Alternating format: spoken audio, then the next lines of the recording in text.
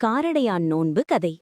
பண்டைய காலத்தில் சாவித்ரி என்ற ஒரு நல்ல பண்புள்ள இளவரசி இருந்தாள். அவள் சத்யவான் என்ற இளவரசனை திருமணம் செய்தாள்.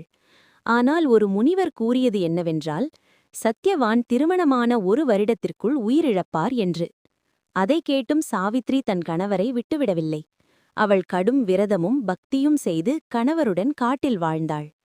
ஒருநாள் சத்யவான் மரம் வெட்டிக் கொண்டிருந்தபோது திடீரென உயிரிழந்தார். அப்போது மரணத்தின் தேவன் யமன் வந்து அவரது உயிரை எடுத்துச் சென்றார். ஆனால் சாவித்ரி மனம் தளரவில்லை. யமனை தொடர்ந்து சென்று தனது அறிவும் பக்தியும் கொண்டு அவரிடம் பேசினாள். அவளின் துணிவும் பக்தியும் கண்டு யமன் மகிழ்ந்து இறுதியில் சத்யவானின் உயிரை மீண்டும் கொடுத்தார்.